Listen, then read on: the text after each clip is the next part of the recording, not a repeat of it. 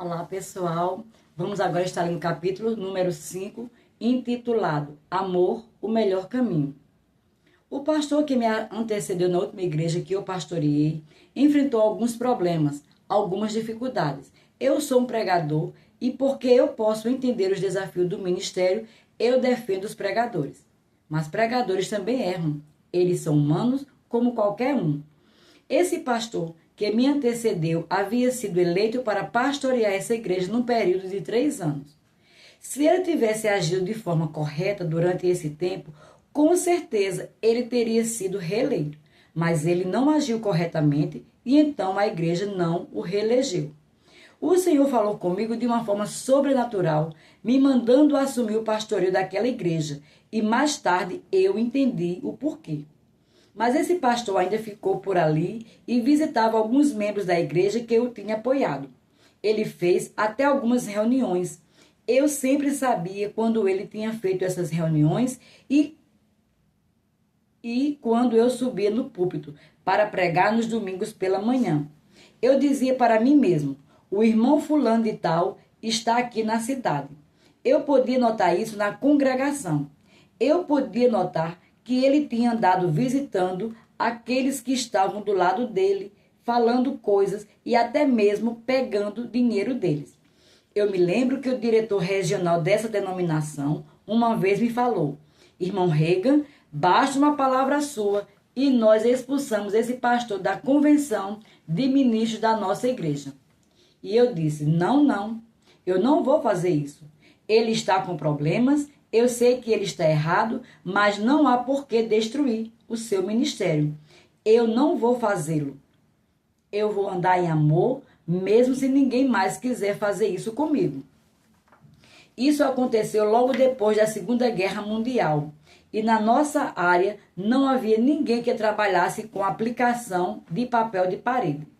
Durante alguns anos eu cheguei a trabalhar nisso e em pintura também, para ajudar no orçamento e tudo mais. Esse pastor estava construindo uma casa e seus planos eram vendê-la e se mudar para outro lugar. Ele veio em minha casa e me perguntou se eu conhecia alguém que trabalhava com papel de parede. Não há ninguém por aqui que trabalhe com isso, eu disse. Eu já andei pesquisando também, mas eu vou te dizer o que eu vou fazer. Eu vou fazer o serviço para você. Você faria mesmo? Ele perguntou. Claro que sim, eu respondi e eu fiz. Quando eu terminei, ele veio com sua esposa saber quanto eles me deviam pelo serviço. Eu disse: o Senhor me falou para não cobrar nada para dar esse serviço para vocês. Eu não havia dito uma palavra para este pastor e nem para sua esposa, que também ministrava a respeito das coisas que eles andavam fazendo. Mas eles começaram a chorar. Eles falaram: saiba que nunca falamos mal de você. Eu disse: eu sei que não. Vocês nem me conheciam para falarem mal de mim. Mas, meu irmão, você já parou para pensar que o fato de você visitar alguns membros e falar que eles não estão na vontade de Deus e que você ainda deveria ser o pastor tem criado divisão e que isso também seria falar contra mim? Eu nunca peguei nada dos dízimos, ele falou. Então, eu mencionei algumas famílias e disse que desde que eu havia assumido o pastoreio, eles não haviam contribuído com 1 centavo na igreja. Bem, eles me deram dinheiro, ele falou, mas eles nunca falaram que era o dízimo. Então eu disse: tudo bem, se eles não iam mesmo dar para a igreja, é melhor que você tenha e assim de alguma forma possa ser usado na obra de Deus. Não se preocupe a respeito disso. Quando eles venderam a casa que haviam construído e estavam se preparando para mudar, eu falei: antes que você vá embora, eu quero que você e sua esposa venham pregar na igreja. Ah, não, ele disse. Eles não gostam da gente. Então eu disse: não é assim. Mesmo os que votaram contra, gostam de vocês. Eles me falaram que sim, então venham pregar. E eles foram. Um deles pregou pela manhã e o outro à noite. Foram cultos tremendos e eles saíram em amor. E isso é o melhor. Quando aquele pastor pregou no culto da noite, ele falou: irmãos, eu admito que eu estava errado. Você realmente tem que ser homem para fazer algo assim. Ele disse: me perdoem por ter visitado alguns de vocês, os quais eu achava que estavam do meu lado, e por ter falado que Deus não abençoaria esta igreja, porque eu tinha que ser o pastor. Eu não falei com essas palavras, mas eu insinuei o que o irmão Rega e que vocês estavam fora da vontade de Deus, porque não era eu quem estava pastoreando. Mas eu estava errado. Deus ama as suas ovelhas. Ele ama o seu povo e ele enviou alguém que pudesse pastoreá-lo. Olhando para a igreja hoje, percebo que o templo está cheio. Nunca foi assim quando eu era pastor aqui. Eu quero que você saiba, irmão Rega, que eu me alegro em ver que você tem alcançado as vidas das pessoas e que Deus está te abençoando. E eu estou com você. Deus te abençoe. Todos foram abençoados e começaram a chorar e tivemos tempos preciosos na presença do Senhor. Assim como Paulo escreveu em 1 Coríntios 13:8, eu creio que o amor nunca falha. Subtítulo: o termômetro do amor. Voltando ao texto de 1 Coríntios 13:5, da versão amplificada, vemos que o amor não se irrita, não é amargurado e nem ressentido. Não guarda em si o mal que lhe foi feito, não dá atenção ao que lhe foi feito de errado. Às vezes não é bem isso que gostamos de ouvir, certo? Mas esse verso é o termômetro do amor, é o medidor do nível de amor. É fácil descobrir se estamos andando em amor ou não, se estamos andando no Espírito ou não. Quando enumeramos aquilo que foi feito de errado para conosco, não estamos andando em amor. Se andarmos em Deus, em Espírito ou em amor, e permanecermos cheios do Espírito, não iremos agir dessa forma. Durante os meus anos de ministério, eu vivi outras situações do tipo dessa que acabei de relatar acima. E parentes, outros ministros e até mesmo pastores de igrejas vizinhas me falaram: se eu fosse você, eu não aceitaria uma coisa dessas. Alguns desses pastores até falaram que eu deveria ter alguma fraqueza em meu caráter, porque eu nunca lutava contra aqueles que vinham contra mim. Eu não falava mal deles. Ao invés disso, eu orava por eles e se eu tivesse a oportunidade, eu fazia algo bom por eles, para eles. A Bíblia diz: amai os vossos inimigos e orai pelos que vos perseguem. Mateus 5:44. E ainda assim eles diziam que eu devia ter algum tipo de falha no meu caráter, porque eu não revidava. Mas não, o que eu tinha era força e não fraqueza, pois o amor nunca falha. Muitos falharam e até mesmo morreram prematuramente por viverem tão ligados no mundo natural que eles não conseguiram aproveitar dos privilégios e bênçãos que por direito já pertenciam a eles, sendo filhos de Deus. Eles estavam sempre brigando e criando confusão, e isso surtiu efeito não só espiritualmente, mas fisicamente também. Subtítulo: julgando a nós mesmos. Os cristãos deveriam ler e guardar o que Paulo fala em 1 Coríntios capítulo 11. Ele fala: por causa disto, entre vós muitos fracos e doentes e muitos que dormem. Verso 30. Os cristãos da igreja de Corinto estavam morrendo prematuramente por causa do seu comportamento. E ele continua falando: mas se nós julgássemos a nós mesmos, não seríamos julgados. Mas quando somos julgados, somos disciplinados pelo Senhor para não sermos condenados com o mundo. Verso 31 e 32. Esse princípio bíblico deveria ser ensinado nas igrejas quando há a celebração da ceia do Senhor. Paulo trouxe correção aos coríntios por eles não andarem em amor uns com os outros quando eles se reuniam como igreja. Eles agiam de forma egoísta. Eles não reconheciam que cada um fazia parte do corpo de Cristo e que, portanto, deveriam ser tratados como tal. Veja os versos 18 ao 22 e o 29. Paulo está falando a respeito de andar em amor. Eu vi um dos grandes evangelistas dos anos 50, que era usado na área de cura, morrer cedo por ele não andar em amor. Entre os anos de 1947 e 58, aconteceu nos Estados Unidos um avivamento na área de cura. Havia uma organização chamada A Voz da Cura, da qual em torno de 120 ministros da área de cura fazia parte, inclusive eu.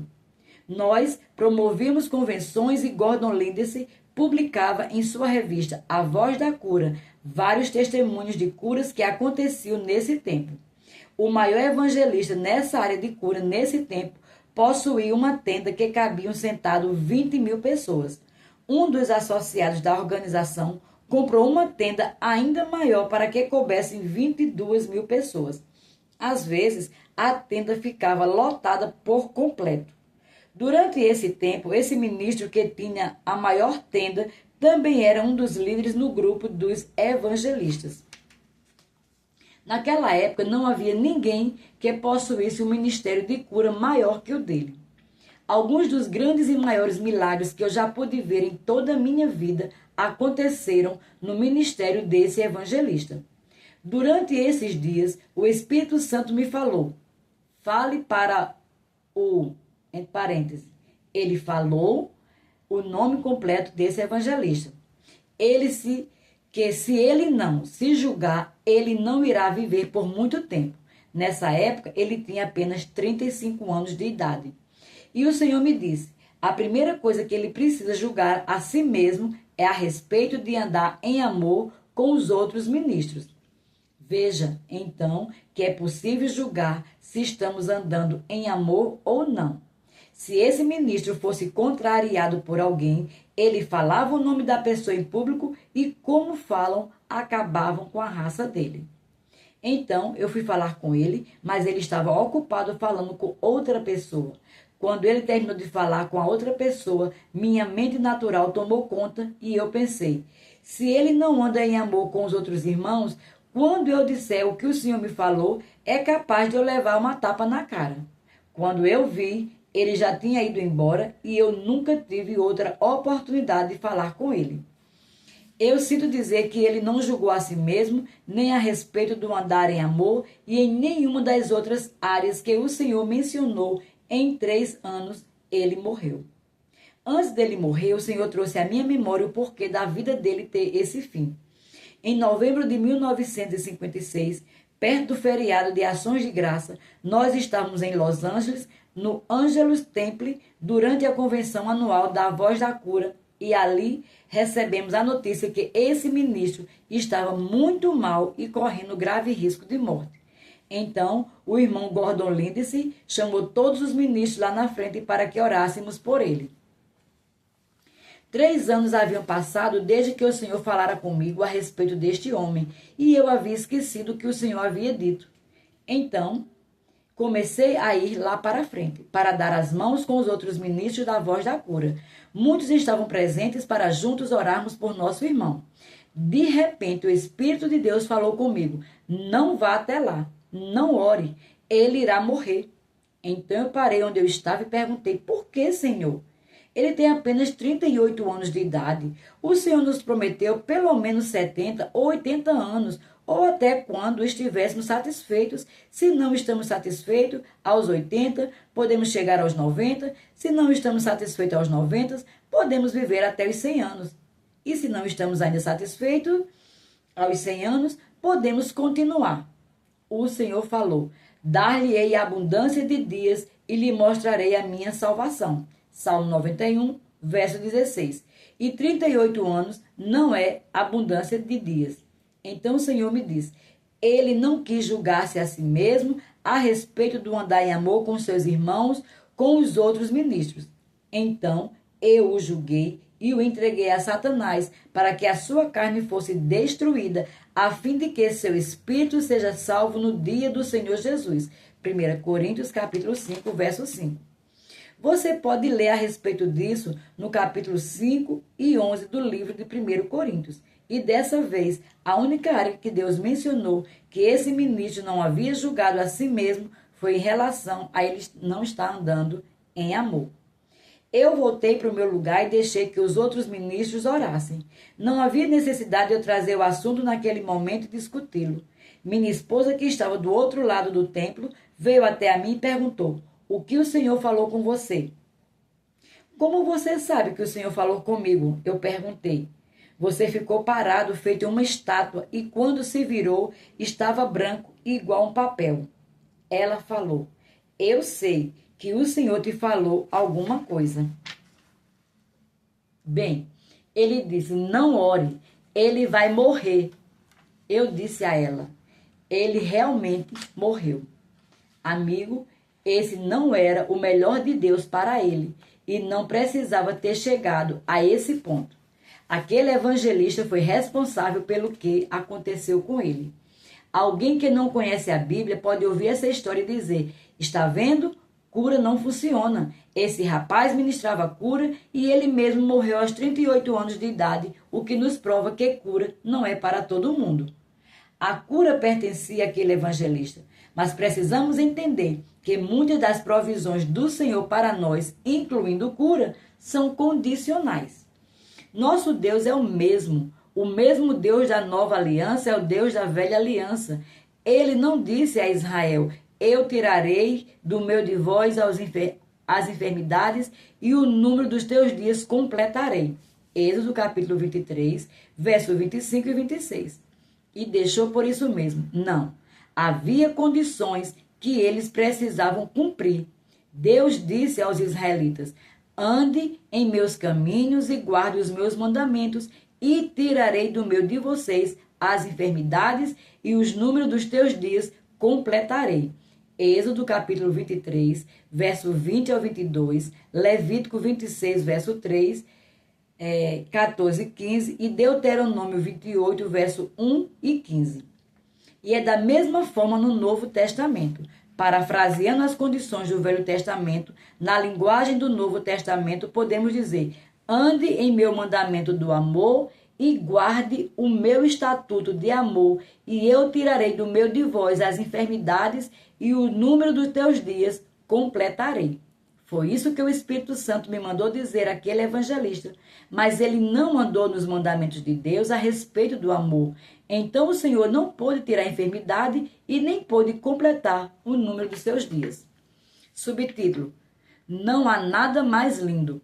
Vamos dar uma olhada mais uma vez em 1 Coríntios capítulo 13, verso 5, na versão amplificada. O amor não guarda em si o mal que lhe foi feito, não dá atenção ao que lhe foi feito de errado. Somente o amor do tipo de Deus pode agir assim. A Bíblia diz que não éramos apenas pecadores, mas inimigos de Deus. Romanos 5, verso 10, Colossenses 1, 21. E ele não guardou em si o mal que lhe fizemos. Ele enviou Jesus para nos redimir. Ele nos amou quando éramos ainda pecadores. Romanos 5, 8. Se escolhêssemos andar em amor, o amor do tipo de Deus, e não guardássemos em nós o mal que possam nos causar, imagine como conseguiremos consertar as coisas em nossa casa, na igreja, em nossa nação e em todo lugar. Para o homem se tornar filho de Deus, ter o amor de Deus em seu interior, viver na família de Deus como seus filhos e andar no amor, nada é mais lindo. Subtítulo: O amor pode todas as coisas. Continuando em 1 Coríntios capítulo 13, não se alegra com a justiça, mas se regozija com a verdade, e o que é certo prevalece. O amor não suporta tudo e qualquer coisa que possa vir em seu caminho. Versos 6 e 7 na versão amplificada. Quando alguém está passando por uma situação que parece ser impossível, ela pode vir a dizer: eu não consigo. Alguns dizem: eu simplesmente não posso, não consigo mais. Mas o amor pode. A Bíblia diz esse verso que pode. O amor de Deus está em nós, então podemos. Pense em Deus. Ele tem estado firme, carregando a nós todos. Eu pastoreei por mais ou menos 12 anos e algumas vezes eu era difícil de conviver com certas pessoas. Mas então à noite eu começava a pensar sobre algumas das situações e começava a rir. Eu dizia: ai, ai, estou ficando impaciente com algumas pessoas e Deus tem permanecido firme com todos nós. Sim, mas Ele é Deus, alguém pode dizer. Eu sei. Mas a Bíblia diz que fomos feitos participantes da natureza divina e Deus é amor. 2 Pedro, capítulo 1, verso 4. 1 João capítulo 4, verso 16. É a sua característica mais poderosa, é a sua própria natureza, a natureza que foi derramada em nossos corações pelo Espírito Santo. Romanos 5:5. Em 1 Coríntios capítulo 13, verso 7, na versão amplificada, está escrito: o amor suporta tudo e qualquer coisa que possa vir em seu caminho. Por favor, não me entenda mal. Eu não pregaria sobre algo que eu não tivesse vivido ou praticado. Olhando com os olhos naturais, muitas vezes eu quis desistir. Eu já estive lá. Minha mente me falando: é melhor que você desista mesmo. E por mais de uma vez, falando no natural, eu quis desistir. Mas algo em meu interior me impedia. Algo em meu interior, não somente o Espírito de Deus, mas o amor de Deus, não permitia que eu desistisse. Andar no Espírito significa andar em amor, e o amor suporta tudo e qualquer coisa que possa vir em meu caminho. Subtítulo: Vendo o melhor. E Paulo continua falando em 1 Coríntios: o amor está sempre pronto para acreditar no melhor de cada pessoa. Capítulo 13, verso 7, versão amplificada. Você já notou que a natureza humana é o oposto disso? Parece que a natureza humana está sempre pronta para ver o pior das pessoas. Parece que está sempre tentando achar uma falha para criar confusão com as pessoas. Mas o amor de Deus está sempre pronto para ver o melhor. Eu gosto disso, porque se o amor de Deus é assim, isso significa que Ele está sempre pronto para ver o melhor em mim. Esse amor do tipo de Deus está sempre pronto para ver o melhor em qualquer pessoa. Marido, esposa, irmã, filhos, amigos, pastor, qualquer um. Durante anos eu viajei no que chamamos de ministério de campo. Durante a Segunda Guerra Mundial, nos anos de 1944 a 45, eu estava viajando por vários lugares. E depois de 49 a 74, quando começamos o Centro de Treinamento Bíblico Rema, eu também estava constantemente fora, viajando. Por viajar muito, eu ouvi muitos ministros falando sobre outros pregadores. Alguém me falava: você já ouviu falar no irmão fulano de tal? E então começava a falar mal dele. E eu respondia: eu me recuso a acreditar o pior que seja de quem for. E normalmente eu ficava sabendo que aqueles comentários não eram verdade, eram apenas rumores. Eu me recuso a ficar procurando o pior nas pessoas. O amor está sempre pronto para ver o melhor. Nossos filhos, meu querido amigo, têm o direito de serem parte de um lar onde exista essa atmosfera de amor. Quando eles têm isso, eles viverão, lutarão na vida e serão vencedores. Minha esposa e eu sempre procuramos manter essa atmosfera em nossa casa. É por isso que nunca tivemos problema com nossas crianças. Não estou falando que eles não agiam como criança. Claro que sim, mas nós sempre acreditávamos e vimos o melhor neles. Quando você só vê o pior nos seus filhos e fala isso para eles, eles nunca irão acumular nada para si. Eles viverão baseado naquilo que você fala sobre eles. Eles podem errar porque você não pode esperar que uma criança se comporte como um adulto. Mas quando você acredita e vê o melhor neles e os ama de forma correta e tenta trazer o melhor de dentro deles, eles terão muitas coisas em si mesmo e é nossa responsabilidade como pais fazer isso e andar em amor. E o texto de 1 Coríntios 13, na versão amplificada, continua dizendo: sua esperança do amor não se apaga em qualquer que seja a circunstância e suporta qualquer coisa sem se enfraquecer. O amor nunca falha, nunca esfria, ou se torna obsoleto, ou chega ao fim. Versos 7 e 8. Nós que já nascemos de novo e fomos batizados com o Espírito Santo, temos interesse nos dons espirituais e precisamos ter. A Bíblia nos ensina a buscá-lo em 1 Coríntios capítulo 12. Mas o nosso primeiro interesse deveria ser o amor. Paulo diz em 1 Coríntios 13 que profecias cessarão, línguas desaparecerão e a ciência passará. Não significa que as profecias cessarão, mas sim que um dia todas elas serão cumpridas. Não significa que as línguas não existem mais, mas um dia elas não existirão mais. Não será necessário falar em línguas do céu. E não significa que a ciência e o conhecimento acabou. Mas um dia a necessidade de se ter conhecimento acabará. Mas graças a Deus que o amor nunca falha. Então vamos andar em amor. Uma vez eu estava num restaurante com alguns pastores ministros e eles começaram a falar sobre amor. Eu fiquei só ouvindo. Você aprende mais no ouvir. Eu não falei uma palavra, nem entrei na conversa. Eles eram ministros e pastores do Evangelho Pleno. Na verdade, eu estava dando um estudo na igreja de um deles.